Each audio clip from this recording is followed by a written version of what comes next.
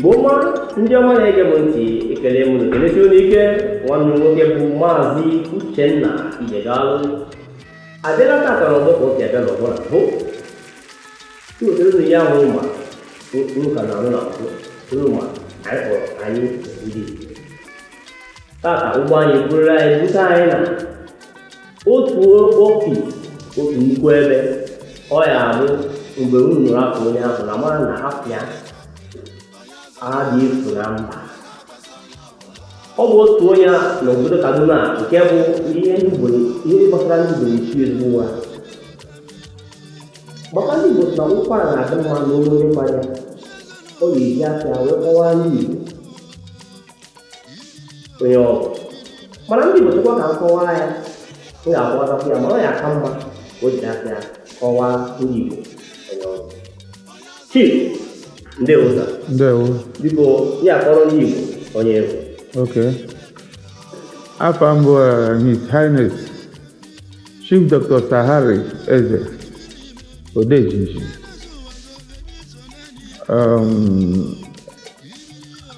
Afọ business name bụ Voltec Distribution Services Limited.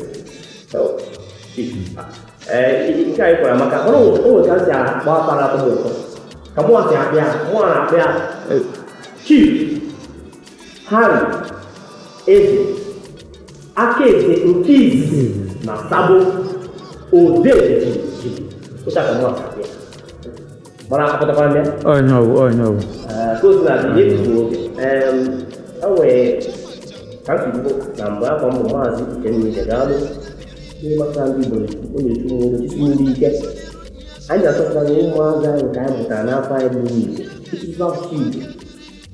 na-achasị ha ahụ onye nsogbu ọtụtụ anyị ka ọ bụ na agụba gụrụ ọkụ ka ọ bụ ọkpụ isi amara ahụ o wee na-ajụ Chief kedu ihe mere na mmiri na-abanye n'okwu Igbo ọ bụ na ndị nna adịghị eme ha kwesịrị ime ọrụ ụmụaka adịghị eme ha kwesịrị ime? Ajụjụ ejuru ụdị mma n'ihi na ndị obodo anyị na-akpọ ndị Igbo mgbe ụfọdụ ha na-ala ka ha mee ihe ka ndị ọcha mana ha amụha na omenala Igbo bụ omenala nke na-adịghị eme nwucha nke a ga na-eme ebe niile a na-atụghị esi na onye a bụ onye Igbo anaghị amụgosi ụmụ ha oyibo. Alekịrị m ụmụazị ọzọ abụ n'obodo ndị nọ n'Amerika nwere Igbo skuul na Amerịka andị a na ha amụgosi ụmụ ha Igbo mgbe niile ya batara ndị ọbụla na-afụ na midia efu ha ka ha na-asụ Igbo ka asị ifu n'ala Igbo ka ha nọ mana ebe ha nọ bụ obodo oyibo. So ebe na be anyị ebe a ama ha nọ maka apụtasị gị na nwa ha na-asụ ka ndị ọcha ka ọ na nwa ha na-asụ ka ndị Ghana ka eji asụbara ha oyibo mana ebelivu n'asụsụ Igbo bụ the main asụsụ anyị kwesịrị na-asụ. Kosi na dị gwa nwoke na-ege m ntị gwa nwaanyị na-ege m ntị n'ọnụ gị echi tupu ọ bụ na nwa ị mụtara mbụ nwa afọ Igbo nọ n'obodo a nọ n'obodo ọ bụla ọ nọ ndị bekee si na charity begins at home. A na-ama mma site n'ụlọ wee pụba n'ezi. Nwa bụ nwoke amara asụ asụsụ gị nwa bụ nwaanyị amara asụ asụsụ gị ọ dịdọbụ ude tigbuo nkakụ ọ ya aka mma ịnọrọ ala otu egwu ụwa ka asụsụ gị bụrụ nnọọ ihe ha na-eyi ka akwa na-amapụ ya ka aka amapụ mmadụ na-ahụ ya ka aka nwee mmeri na-alụzi okwu. Chief ọzọ dị ka ibe ya anụgo m ikwu bara ma ntị maka ndị Igbo si na onye ahụ a gwara okwu ọ bụ ọnụ ya dịka ntị a na-agụ ya ọnụ ọrụ ya ebeli ma ntị ma anya na isi ntị emeghe abụọ mana ihe dị mma dị mma onye ukwu okwu dị mma ewuri eme ihe dị mma maka ihe ekwekọta ọ dị nnọọ ka idere ya n'akwụkwọ ọ na-agara onwe were were onye dịka ibe ya nke ịbụọ na okwu anyị a bụ ama m na ịbụ aka eze nke izizi na Sabo Kingdom Chiefdom. Ọtụtụ ndị mmadụ amarọ ndị bi na Sabo amarọ na o nwere nnukwu mmọnwụ nke apịa na-ege jinji maka ode njinji ama na afọ a na-ege njinji nwere ike ịkọwatara dịka ndị amarọ maka na ihe a na-emete ya dịka ụwa niile ahụ ya maka ụkwara na-adịkwara mma n'olu onye kwara anụ olu n'ịkọtakwa mekwa ihe anyị nọ mekwa ihe anyị na-eme anyị nwere ike ịghọtakwa ihe ha na-akọ maka isi aka eze okwu ndị ada ọkụ ha na-esi iwe oke isikwa aka ịkwa mekwe na mbụ aka eze bụ onye ndu igwe n'obodo a like mụa bụ aka eze Sabo 1 mụa nụchara anya igwe na Sabo niile mụa bụ igwe ndị Sabo na mụa bụ igwe ndị Sabo kịta and onwe ihe ọbụla dapụtara na Sabo ọ bụ mụa ya ekwu ya ọ bụzie na nkwuchazi ọbụla m ekwuteghe na ihe m kwuru na ndị ahụ eweghe asị ha jide mitizie eze Igbo ji akpọkwazi njụọ gịnị ka m kwuru asị igwe ibe onye ndu ibe akọwara anya sị ya n'ihi a bụ ntụ isi wee jọji ihe ọ bụrụ na ntụ jọji adịghị mma ya jọji ya nke ole anya kwụ na ihe m kwuru dị n'oke ọsị ya mba n'ihi eze akpere na ihe apụ na onyenwe so onyenwe ka nyenwe etu ha gosi wee dị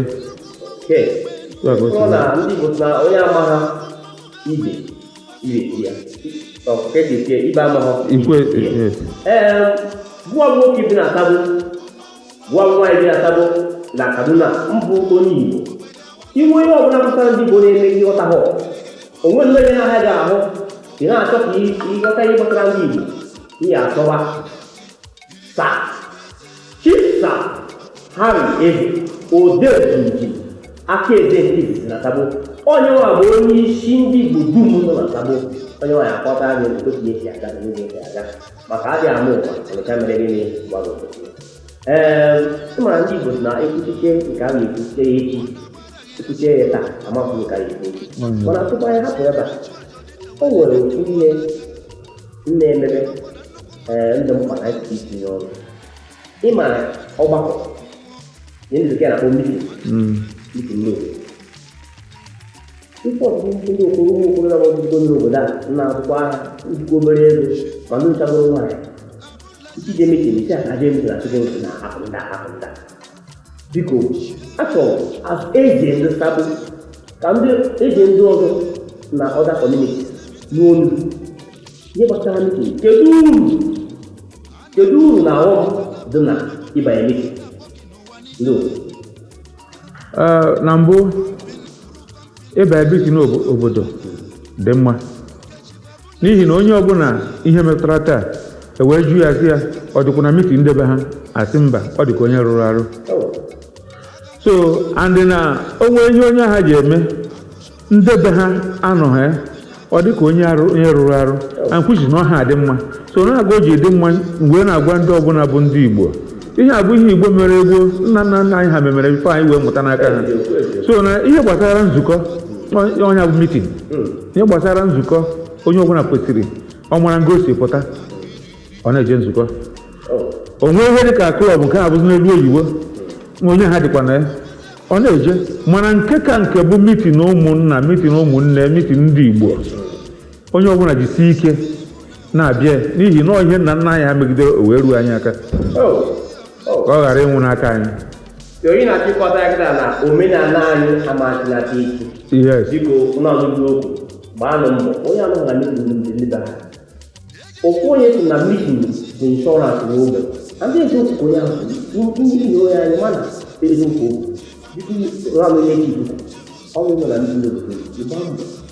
ọ bụrụ na ịgba mbọ maka na ihe enye ihe ndị aka igirigiri bụ eze ịnọrọ amụrụ ha na obodo ụmụ ndị nọrọ amara ihe iso n'ihe ha na-ekwu biko gba mbọ isi okwu isi Igbo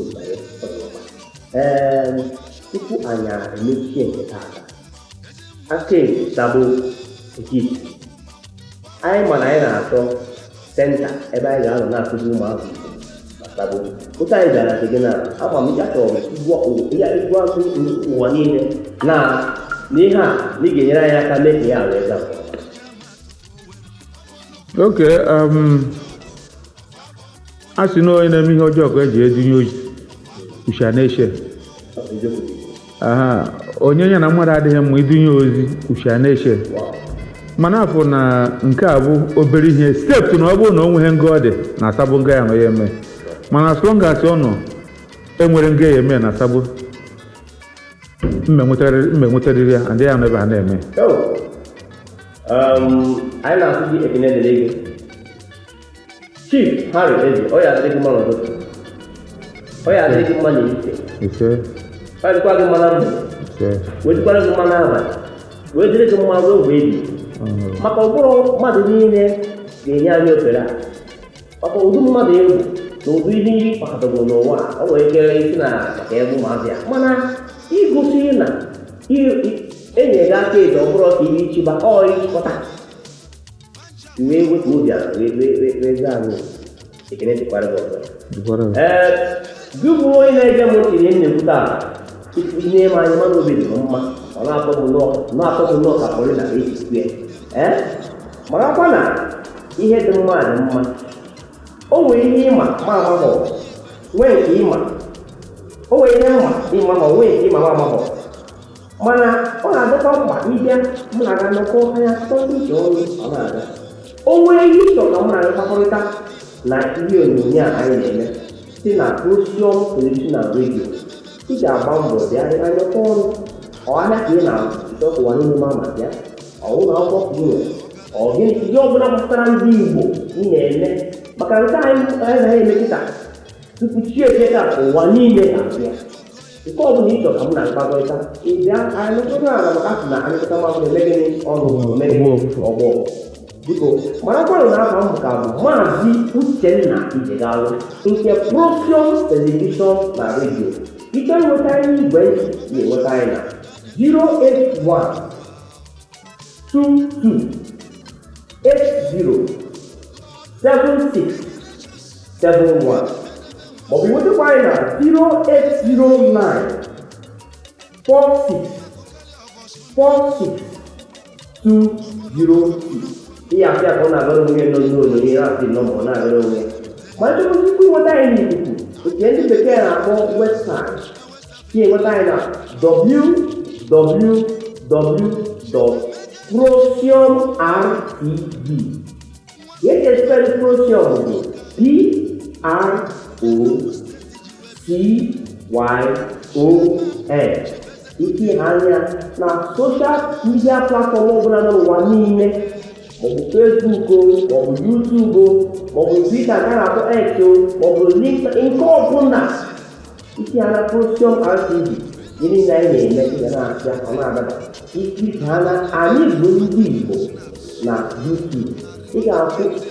programụ kacha programụ ihe akịrị ihe ekiri ọ na-adaba ekele gị kelekwa ebe ọzọ aka m abụkwa Maazị Uchenna Ijegalu ka ọ dị nsọ ya ndị